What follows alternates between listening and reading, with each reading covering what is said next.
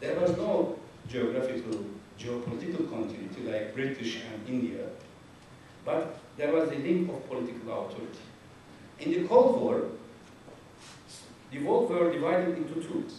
Therefore, natural zones were alienated from each other by an ideological difference. We had South Yemen, North Yemen, as if they lived together throughout the centuries as two different entities. Suddenly, they became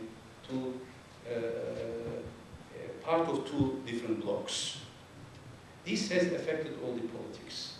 Now, after the collapse of the Cold War, the real forces are re-emerging in political sense, but at the same time, there's an issue of, because of the change of technology, be disappearing. But today, there's a question of economic order. How will be the relation between North and South, between developed countries and underdeveloped countries or developing countries, as Turkey next year will be hosting a summit, least developed countries summit. And in this summit, we will be having all the leaders of least developed countries in Turkey. We need to have a new approach in politics and the many organizations we have to respond to this issue. Also, there is a question of cultural order. Let me share my experience about. After finishing my PhD, I was invited to Malaysia to be a lecturer. It was a very attractive moment for me. At that time I was invited, I had another offer from the United States. I preferred to go to Malaysia, not because I didn't prefer United States, but at that time I was writing a book on civilizations, and Malaysia was like a laboratory for me. Indian, Chinese, Muslim, modern civilization were living together, what they have imagined in the past. And these are not compatible, but before anything, we want to be a positive factor in the future of humanity. And that's my mission as Minister of Foreign Affairs and as an intellectual and world citizen. Thank you very much.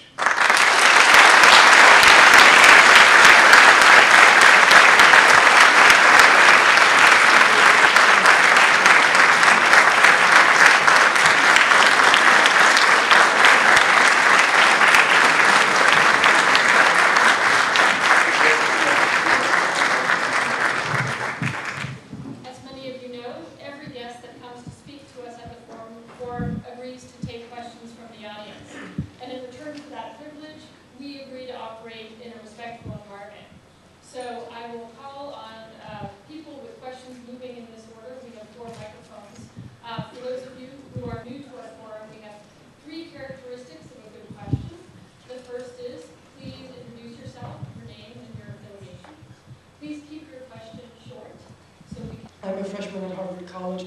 I wanted to ask about how public opinions shape the making of foreign policy and international relations in general. Like, for example, in the case of the Mavi Marmara incident, a lot of Turkish people felt aggravated. How does the feelings of the Turkish people affect the day-to-day making of your foreign policy? Sometimes positive, sometimes negative impact of public opinion. And we are accountable governments. We cannot be just independent from these feelings of the people. I can give you two examples of our foreign policy and the public feelings. One is about our relation with Syria, for example. Recently, during the referendum campaign, I went to Antep and Kilis, Gaziantep. They were the borders. It is really, it was a humanitarian problem. Why? Because the families were divided between Turkey and Syria, and it is not a natural border. I know one Turkish intellectual. His one auntie, his grandfather, had two daughters. One daughter went to the relatives in Syrian side before this territory was drawn. And suddenly, when the territory was drawn, she stayed there. For many years, his grandfather looked to the horizon that one day his daughter would come back. That daughter did not come for 60 years.